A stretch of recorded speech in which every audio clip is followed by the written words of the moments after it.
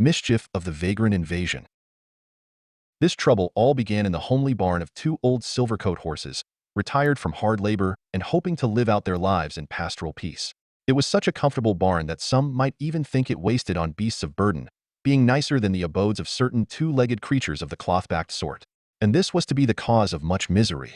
Unfortunately for the horses, their barn was such a good lodging that a trio of vagrant men, ever searching for sleeping spots with trusty roofs, spied the spacious, cozy interior through gaps in the planked wall, and discovering that the aging farmer left it unlocked, assuming that his retired horses would never be stolen, these drifters began to sneak in uninvited, and make this barn their homely shelter too. But these feral new barnmates were the crudest and cruelest clothbacks the horses had ever encountered. They stole their oat feed for stews and gruels. They robbed the animals of blankets to sleep by their fire. And these fires they made, which filled the barn with foul smoke, were one careless night away from licking through the straw-scattered timber abode and setting them all ablaze. The barn animals tried to combat the vagrants with fierce snorts and grunts and threats to kick and charge, but they were trapped in pens and could do little. And the men only laughed at the display with their low-born features and beat the animals with belts. Being experienced opportunists, the vagrants always woke at first light and made sure to evacuate quickly, covering up evidence of their fire and habitation. By the time the farmer reached the barn on his morning rounds, the intruders were gone, once or twice still slipping off the property, but never were they caught.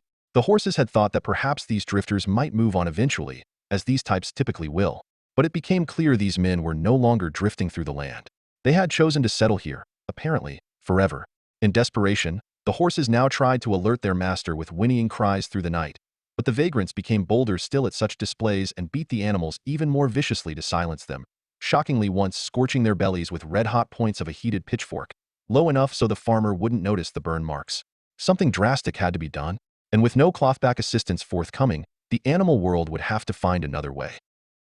As it happened, a swallow pair living in the barn rafters had been greatly disturbed also, not only by observing the abuse carried out by these drifters, but even by the men's smoky fire, which engulfed them with a lingering smoggy haze high up at their perch and burned the little lungs of the deft-winged birds. In fact, the swallows had been forced to delay their brood that year since any barn nest would be consumed by the fumes, and their chicks likely poisoned. These swallows, being well informed about life outside the farm due to their daily dipping flights, had heard rumors of a pair known as Rock and Rutsnut, with a unique ability to thwart troublemaking men. It was hard to believe any bird and beast could do anything here. But with the relentless attacks on the horses, the split-tailed swallows decided it was time to seek out the mysterious pair. And one morn they darted off to do so. Eventually, they were directed by a crowbird flock to the secluded abode of the pair, said to be more magnificent than the grandest halls of townsmen, its own tower dwarfing any bell-clanging building ever roost upon, and its finely furnished rooms stocked with the treasures of clothback and nature alike. Without hesitation, Rock and Rutsnut accepted the challenge presented, for fair reward. And they immediately followed the swallows back to that drifter-defiled barn to begin operations, sneaking in before nightfall, to allow themselves to be shut in for the evening, and study the vagrant threat up close. Though the weary old eyes of the horses could only glimpse the pair as they took up hiding positions, the fox in a pin's shadows and the rook upon a deep-set roof beam, they later told that the fox had the mighty stature of a herd-wrecking wolf and the rook, the wingspan of a wind-lording eagle. Soon the farmer closed up the barn, and there the pair waited for the vagrants to arrive under the cover of night. Sure enough, the trio broke in for another evening of comfort and crime. But now a plotting pair was watching on as the dark-coated drifters raided the feed and cooked upon a reckless fire, and assaulted the horses if the slightest sound was made. When at last the intruders were fast asleep, Rutsnut slipped from the shadows, Rock swooped down, and together they investigated these sordid specimens up close, then searched pockets and bags for weapons or useful items to potentially confiscate. For the time being, Rock and Rutsnut secured only two possessions, a fine diamond ring poorly cached in a hatband, and a pocket watch, an even rarer find. The acquisition of these would serve as preliminary punishment. The pair then hid once more until sunrise and watched the men sneak out. They had now seen enough of these drifters to begin devising their demise.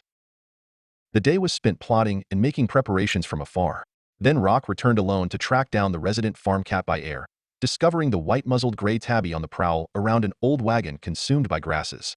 The rook landed on the wagon, holding something in a clenched foot, and the cat's striped tail began slashing, waiting for the inevitable assault from the crowbird. But she was mistaken. "I'm not here to terrorize tails," said Rock, "but to ask for your help. The horses of the barn have been invaded by vagrant clothbacks and are robbed and abused by the night." "Yes, I've seen them come and go," said the cat, "but I can't feel too sorry for those horses. They're spoiled by the farmer. living carefree days with hefty feed bags, while I must hunt mice for my meals like a critter of the wild. Only in the morning am I given a saucer of cream. And those horses sleep in a house of their own, while I'm forced to find what shelter I can in the yard. Let them fight their own battles, I say. They certainly have the size for it. The rook was prepared for such a response, being familiar with selfish feline ways. You know that we crowbirds can understand the speech of men, said Rock. And I'll tell you that as my partner and I spied upon them last night. I overheard the vagrants moan about the stale grain slop they eat, hoping to enhance it with fresh meat. They know slaughtering a horse would be too hard to conceal. But if the farm cat were to go missing, it would not be so strange. Cats are known to go wandering. I even heard them discussing the best way to prepare your meat and even preserve it for future drifting travels. One claims to be something of an expert, with a recipe passed down from his long-lost drifter Gramps. This tale certainly got the farm cat's attention, though the feline was still skeptical. Good luck catching me, she said. I'm no fat-bellied town kitty riding carriages with my little gold bell. I agree you can certainly outrun the clothback criminals, said Rock. But can you outrun their fierce flying assassins?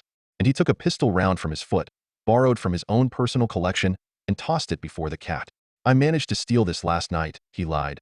But there are more where that came from, and I doubt I can disarm the men in time to save you. The farm cat's face froze in apprehension. I'm sure you've seen what these piping hot pellets can do to a fox's hide when they go bang, said Rock. They make quite a mess of them, and you're far more petite, by the looks of it, even easier to tear through, I'd guess. And with these undeniable realities sinking in, the feline finally came to terms. Tell me what you have in mind, Crowbird, she said, and I'll do what I can. When the plan had been told, the farm cat performed the first task, which was to lead Rock to the bedroom of the farmer. When this was done, Rock slipped through the open window, landing on the bedside cabinet where a little clock sat, and with his dexterous beak, the rook turned the minute hand clockwise a circuit so that the time now read 1 hour ahead. Emerging on the sill, he instructed the farm cat on her next tasks in the coming night. Rock then returned to the barn, and when Rutsnut arrived with a ball of thick twine in his mouth the size of a small rabbit, the pair were ready for the night. After dark, the vagrants entered and carried on and fell asleep as usual, unaware of the fact they were being watched by those ever-scanning eyes of the fox and rook. And when it was time, the pair snuck forth to execute their precisely planned mischief. The twine was wound about pin posts and even flown up to wrap rafters. Then a second stage of entanglement began. Under the dim glow of the fire's coals, Rock used his nimble beak to thread twine under the belts and suspenders of the trio, through coat buttonholes, even between the bootlaces of one's sleeping and footwear. The line was light enough to not disturb the drifters, but tough enough to obstruct. All in all, this was a complex operation requiring expert concentration, spatial smarts, and a thorough understanding of weaving, which the rook naturally had. Though let's not downplay the incredible stealth work of the fox and his invaluable night sight, without which that sturdy thread would have missed its mark many a time. When the last of the twine had been exhausted and the final knots tied, the scene looked as though a great spider had also invaded the barn overnight and woven these men into its chaotic web. The fox and rook made their last checks, their final pickpocketing raid, then slipped away to the shadowy back corner of the barn. There they kept watch over the pocket watch beside them, placed where a strip of moonlight breached the planks. Rock roughly knew where each must point at the hour of sunrise, and when the clock ticked over to 1 hour earlier, the rook gently rapped his beak on the timber wall nearby. Outside, in the pre-dawn darkness, the farm cat was dozing beside the barn, and at this signal, she yawned and sprung off to the farmhouse. There she hopped upon the windowsill of the farmer's bedroom, then meowed and scratched the frame, calling for her cream. A scowling white-haired farmer was soon spreading curtains at the window, blue eyes squinting. His clock didn't seem to match the dark sky, but told him it was time to rise, as did the cat, and being too sleepy to figure it all out, decided it easier to just go ahead and start his day. Soon the farmer was in a work shirt and slacks with his mustache straightened, serving up the cat's morning cream and then taking his feeding rounds about the wider property, eventually reaching the barn. The vagrants, who normally relied on dawn's light filtering through the planked walls and lofty roof to wake them, were fast asleep when the doors were unlatched. But up they jumped at that startling sound, trying to hide best they could, then immediately tripped and tangled themselves in the devious web ensnaring them. And when the farmer swung the doors wide, he finally caught those drifters defiling his property in broad light. His gun back at the homestead, he snatched up the pitchfork by the door. The vagrants reached into their pockets for trusty deadly knives, but found nothing. Bearded faces were aghast. What strange trick was this? Just another timely moment of mischief. The blades were hidden in haystacks in the depths of the barn, having been pickpocketed the previous evening by Slender Beak and Snout. And if they hadn't been, the old farmer may surely have been surrounded and overcome, perhaps murdered and robbed by the drifters, who knew then that their nights here were over. But a pitchfork is a four-headed spear even in the hands of an older man, and the unarmed trio wouldn't risk the contest now. They finally broke through the web, one tossing his tied boots, and bolted, a few suffering vicious stabs to the back and thighs on the way out, the prongs piercing flesh, only their thick coats sparing them from deep wounds.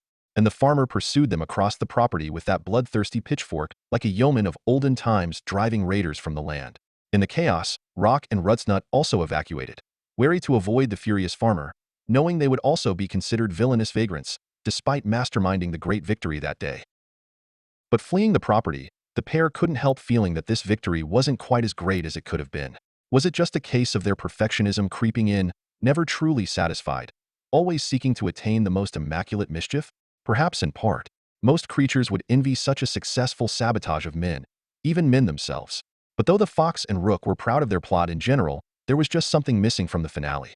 When the straw dust had cleared in that invaded barn, the punishment of the clothbacks didn't truly fit the crimes. Yes, they'd lost some precious loot and felt the fangs of a pitchfork, but the vagrants still got away, and would soon heal up and be back to their bandit ways. The pair had actually hoped to see the farmer fetch his rifle and gun down the retreating trio, perhaps displaying them hung from the front gates. After all, wouldn't this be the fate of foxes and crowbirds under the same circumstances, particularly if assaulting beastly companions of men? But the fox and rook didn't quite understand certain legal complexities of machine-age clothback society and its tendency to tolerate the low-born bane of the earth, and any high-born bane likewise. In any case, the pair felt their mischief here had not yet properly served bird and beast kind, and so instead of heading home, they tracked the fleeing men and shadowed them all day through the wild places until the trio set up a camp in the afternoon.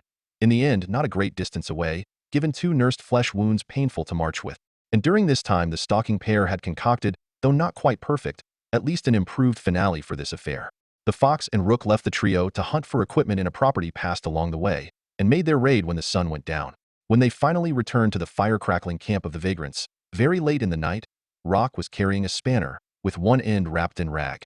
As the men slept by their fire, Rock slipped the spanner head into the fiery embers, and the pair patiently waited out of sight. Eventually the rook, like a smith drawing a sword from his forge, pulled out the heated tool, the spanner head now glowing red. He then flew upon the fox's back with the spanner outstretched from his beak, and the canid snuck up beside the first vagrant's sleeping head. Rock swiped down the spanner and branded the fiery metal into the man's cheek with a sickening sizzle, and the victim reeled up in a dazed scream. The pair were already at the next man and charred his cheek too, with a similar reaction. The two men rolled, holding their faces in agony as the pair rushed to land their final scorching blow on the third, now stirring, before he evaded. And with perfect precision they did, then tossed the tool and escaped into the night. So the vagrants, who once cruelly burned the hide of horses, would forever wear these branded scars upon their faces, and the shape of the spannerhead mark bore a striking resemblance to a horse hoof, making it a fitting symbol of their crimes. In the aftermath of the invasion, the farmer never again underestimated the banditry of men, even in his typically tranquil locale. He secured the barn house with a proper lock, inspected the interior nightly, and hung an engraved pokerwork sign at the entrance threatening bullet-bellied death to interlopers, with a decorative image of a rifle he was quite proud of.